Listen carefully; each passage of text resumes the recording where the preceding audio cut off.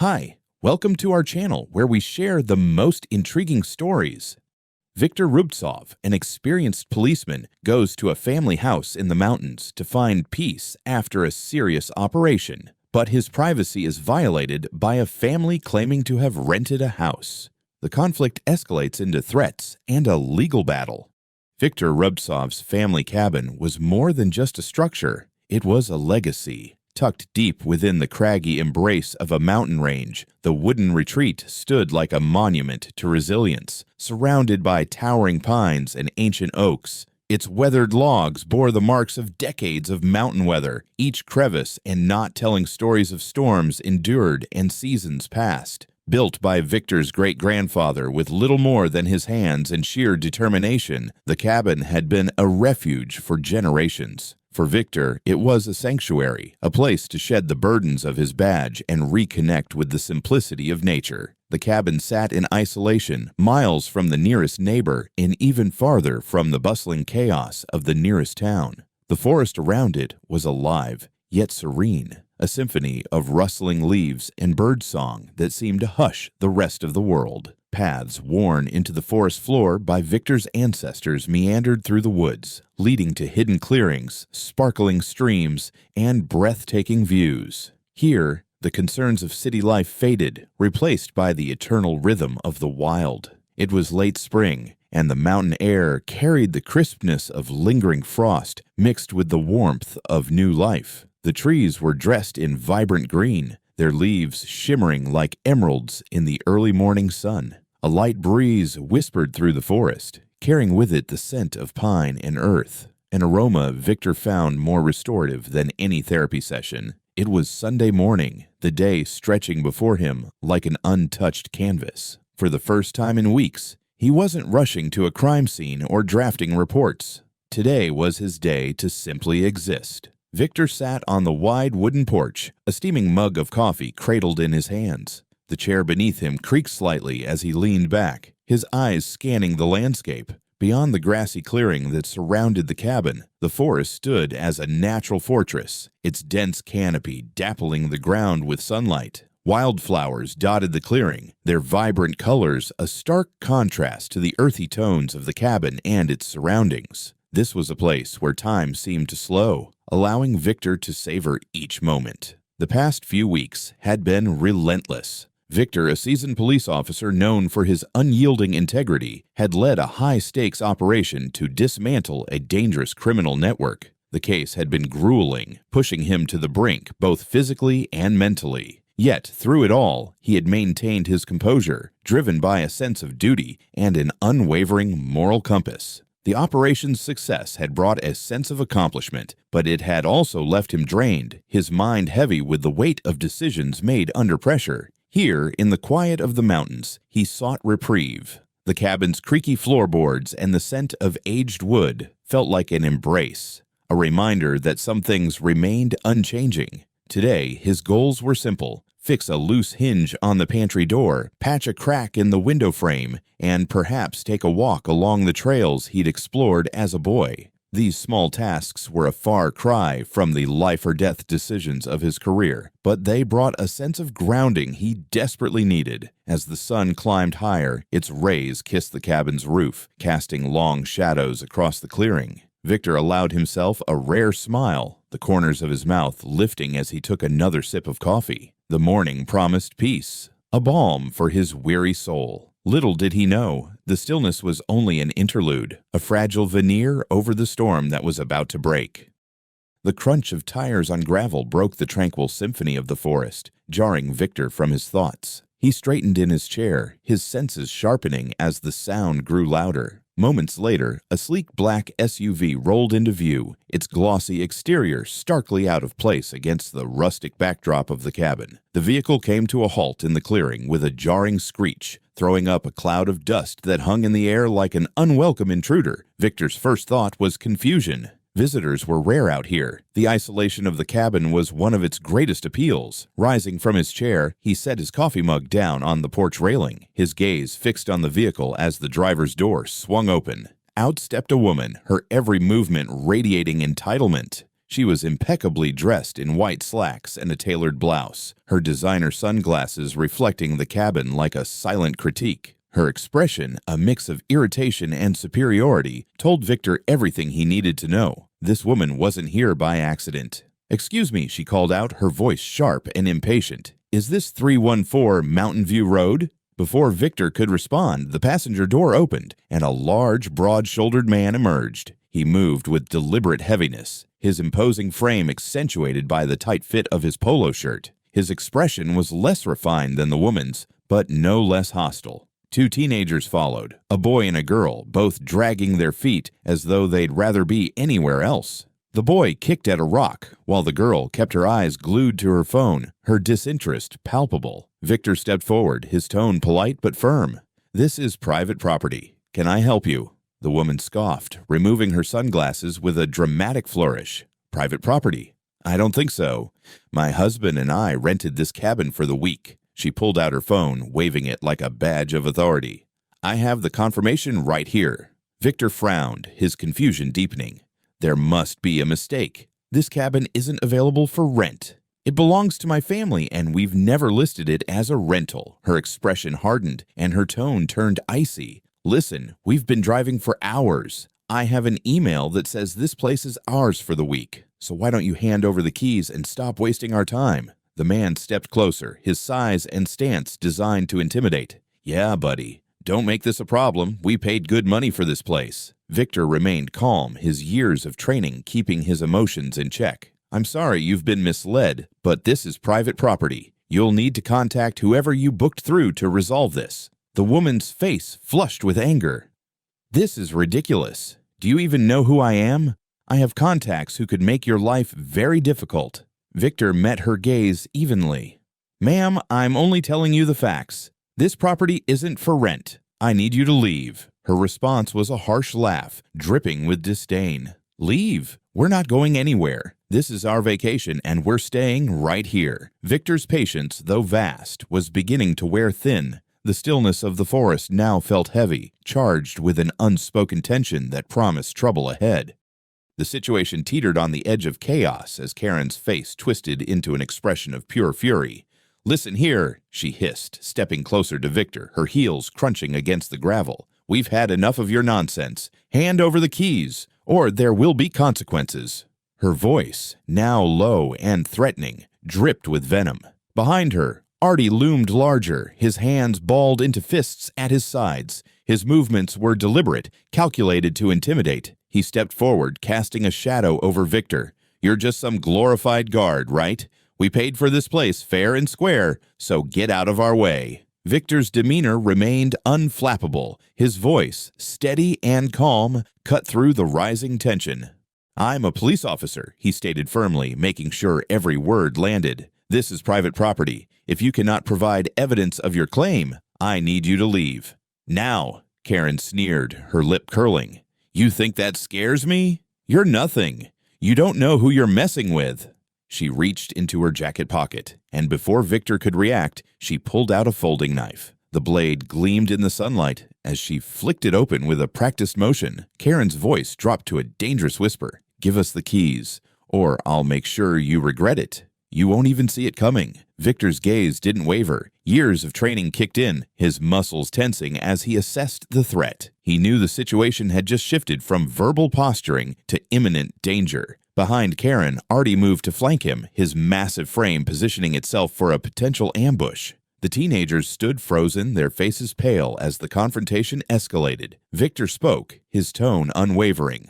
"Drop the knife. Now." Karen laughed, a harsh, grating sound. "You think you're in control here?" She spat, taking a step forward. Victor didn't flinch. His hand moved with precision to his sidearm, drawing it in one smooth motion. He leveled the weapon at her, his voice sharp and commanding. "Put the knife down. I won't say it again." For a moment, the clearing was silent, the tension crackling like static in the air. Karen's bravado faltered, her grip on the knife tightening. "You wouldn't dare," she snarled, but her voice betrayed her uncertainty. When Karen lunged, Victor reacted with precision. His foot shifted, his arm extended, and with a swift motion he disarmed her, the knife clattering to the ground. In the same motion, he twisted her arm behind her back, forcing her to the ground. Karen screamed in protest, her voice shrill as she thrashed against his hold. Artie roared, charging at Victor, but Victor, anticipating the move, sidestepped the larger man with practiced ease, delivering a controlled maneuver that left Artie stumbling and off balance. "Stay down," Victor barked, his gun now trained on the man. The clearing was still once more save for Karen's breathless curses and the frightened whispers of the teenagers. "Call the cops, Em," the boy finally stammered, breaking the tense silence. Victor, keeping his focus on the subdued aggressors, nodded curtly. "Good idea, make the call." His voice, though firm, held a note of reassurance meant for the kids. The stillness of the forest was broken by the sharp, authoritative voice of Victor as he called for police backup. His tone was calm but urgent, ensuring the dispatcher understood the severity of the situation. Karen, restrained on the ground, didn't take the opportunity for silence. Instead, she shrieked accusations, her words cutting through the forest air like jagged glass. "This is abuse. You're nothing but a power-tripping thug," she screamed, her voice raw with indignation. "I'll have your badge for this, you hear me? Your career is over." Nearby, Artie sat on the ground, his massive frame deflated after his failed assault. But even in his subdued state, his fury was palpable. His words were venomous, laced with promises of revenge. "You've made the biggest mistake of your life," he growled, his eyes boring into Victor with a dark intensity. "My family knows people, real people. You'll regret the day you messed with us." Victor ignored the threats, his focus sharp as he ensured the pair stayed subdued. He glanced toward the teenagers who stood huddled by the SUV. Their expressions were a mixture of fear and confusion, their usual teenage bravado stripped away by the chaos their parents had caused.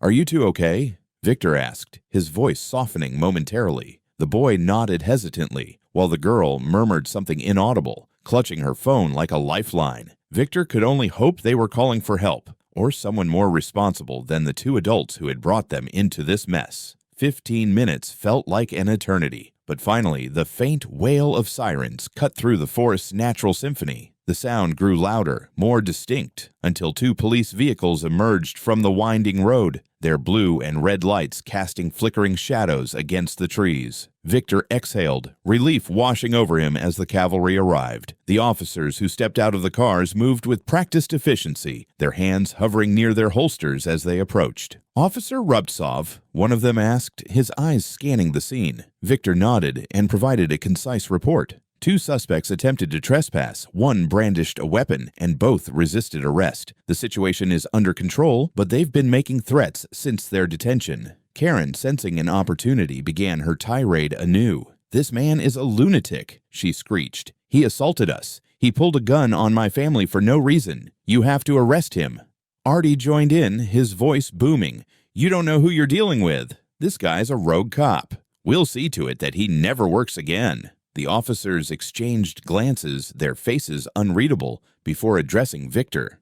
"We'll take it from here," one of them said, stepping forward to cuff both Karen and Artie. Their protests escalated into incoherent shouting as they were escorted to the patrol cars. The teenagers, meanwhile, were pulled aside for questioning. The girl hesitated before speaking, her voice barely above a whisper. They told us not to say anything, but..."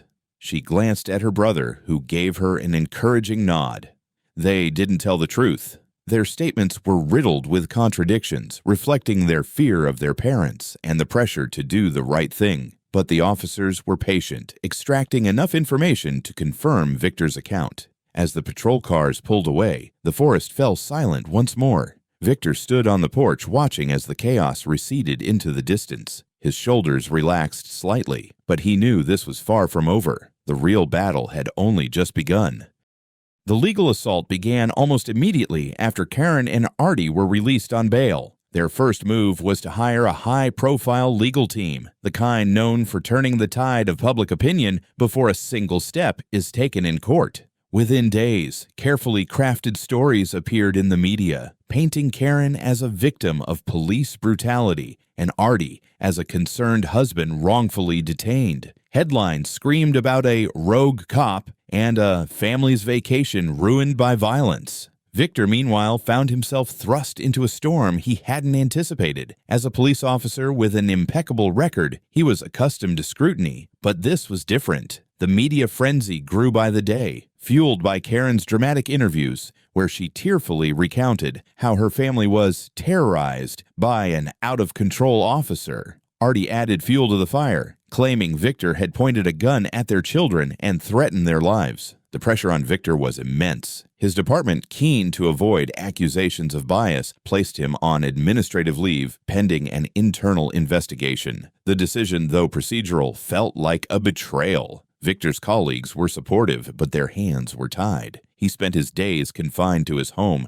watching as his reputation unraveled in real time. Friends and neighbors who once greeted him warmly now avoided eye contact, their gazes filled with doubt. Karen's legal team didn't stop at words. They provided the court with evidence that bolstered their claims. Photos surfaced showing Karen with a bruised wrist and a gash on her palm. Her lawyers argued that these injuries were inflicted during Victor's excessive force.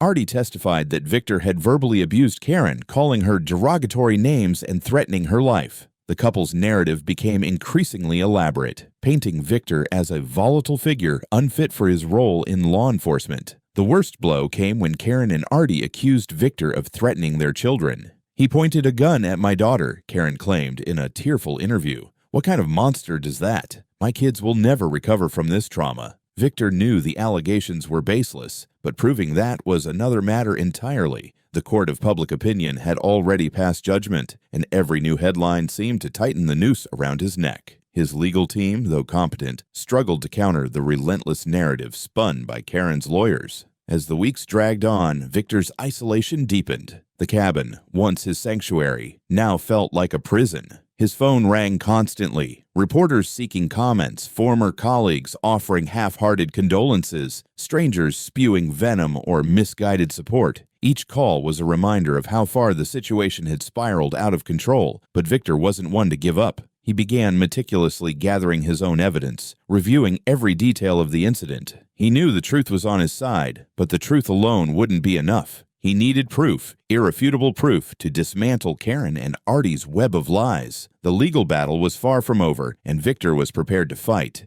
His integrity, career, and identity were on the line, and he refused to let a pair of entitled manipulators take them from him. Little did Karen and Artie know, their fortress of lies had cracks, and Victor was determined to expose every one of them.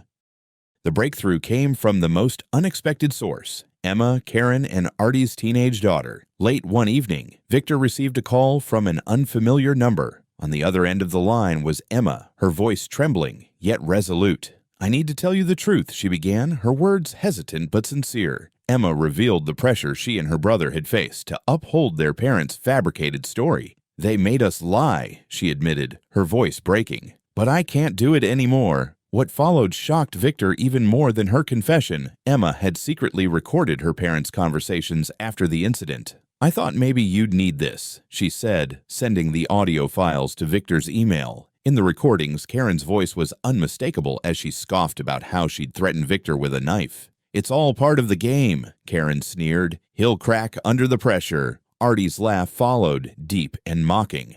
"That cop didn't know who he was dealing with. We'll bury him in lawsuits." The recordings were a lifeline. Victor immediately turned the files over to his legal team, who moved swiftly to have them authenticated and submitted as evidence. The damning content dismantled Karen and Artie's narrative, exposing their malice and premeditated deceit. The defense crumbled under the weight of undeniable proof, their theatrics in the courtroom suddenly hollow and desperate. Public opinion, once overwhelmingly against Victor, shifted like a tidal wave. News outlets that had once vilified him now scrambled to cover the truth, airing excerpts of the recordings and condemning Karen and Artie's manipulations. The teenagers, previously portrayed as victims of Victor's supposed aggression, were now seen as victims of their own parents' schemes. Victor, though relieved, remained cautious. The battle was turning in his favor, but he knew the final victory was still ahead. However, for the first time since the ordeal began, he saw a glimmer of hope,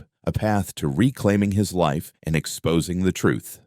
There was silence in the courtroom as the judge delivered the verdict, each word sounding like a hammer blow. Karen Wilcox, once so smug and restrained, trembled as her sentence was read aloud. 7 years in prison for assault with a bladed weapon on a policeman, perjury, and threats. Her lawyer's feeble attempts to portray her as a victim were negated by incriminating audio recordings that left no room for doubt. Her face contorted with anger and disbelief as the bailiff stepped forward to take her out. Artie was next, his defiance replaced by sheer fear. The 5-year sentence for attempted assault, false accusations, and aiding and abetting threats seemed heavier to him than the chains he would soon put on. His bravado evaporated, leaving behind only the mask of a man who believed his arrogance would protect him from responsibility. The teenagers, Emma and Max, watched from the gallery, relief and sadness on their faces at the same time. The judge addressed them directly, recognizing their courage to speak out despite the enormous pressure from their parents. "You did the right thing," the judge said solemnly. "Your actions have ensured the triumph of justice." Emma and Max were placed under the care of their aunt and uncle, relatives who had been estranged from Karen and Artie for a long time due to their toxic behavior. The court's decision to remove the children from the influence of their parents was widely welcomed and seen as a step towards giving them a chance at a stable, honest life. When the courtroom was empty, Victor sat quietly, feeling the weight of the past months. Justice has been served, but the ordeal has left its mark. Although he was acquitted, he felt deeply exhausted, realizing how close he was to losing everything. Still, it was comforting to know that the truth had prevailed. A small crowd of fans and reporters gathered outside, eager to hear the statement. Victor approached them with his usual calmness. "It's been a difficult journey," he said in a flat voice. "But it's a reminder that honesty and perseverance matter. Justice is not always easy, but it is always worth fighting for." With that, he turned and walked away, ready to return to the shelter of his hut, a place that now looked even more like a symbol of fortitude and truth. As the dust settled, Victor found himself reflecting on the ordeal. The months of relentless pressure, public scrutiny, and legal battles had tested every ounce of his resolve. Yet through it all, he had held firm to his principles. He realized that integrity wasn't just a guiding value. It was a shield, protecting him from the storm of lies and deceit. His unwavering commitment to truth had carried him through. And now, his reputation restored, he returned to the police force with a renewed sense of purpose. Victor's colleagues welcomed him back with respect and admiration, acknowledging the strength it took to navigate such a trial. His experiences made him even more attuned to the complexities of justice, deepening his empathy for those fighting battles of their own. The ordeal, while grueling, had sharpened his character, leaving him stronger and more resilient. The story of Victor's struggle and triumph resonated far beyond the courtroom. News outlets that had once vilified him now celebrated his perseverance, turning the narrative into a cautionary tale about the dangers of entitlement and manipulation. Karen and Artie, once so confident in their ability to weaponize public perception, became infamous symbols of arrogance gone unchecked. Victor's vindication inspired others to speak out against injustice, proving that truth could prevail, even against formidable odds. Letters of support poured in from across the country, and strangers approached him in the street to thank him for standing strong. The public's faith in his integrity wasn't just restored, it was bolstered, turning him into a figure of quiet heroism. Returning to his mountain cabin felt like coming home in more ways than one. The isolation that had once offered only solace now carried a deeper meaning. Victor fortified the property, not out of fear, but as a reminder that peace often required vigilance. The cabin stood as a symbol of resilience, a place where he had faced his greatest challenge and emerged victorious. On quiet evenings, as the sun dipped below the treetops, Victor would sit on the porch with a cup of coffee in hand. The stillness of the forest, once disrupted, had returned, and with it, a sense of calm that could not be shaken. He often reflected on the events of that fateful day, not with bitterness, but with gratitude, for the lessons learned, the truths revealed, and the principles upheld. Though the scars of the ordeal remained, they were a testament to his strength. Victor knew he had faced the storm and come out stronger, and for that he felt a quiet pride. The cabin, much like Victor himself, stood resilient, a testament to the enduring power of truth and the unwavering strength of character.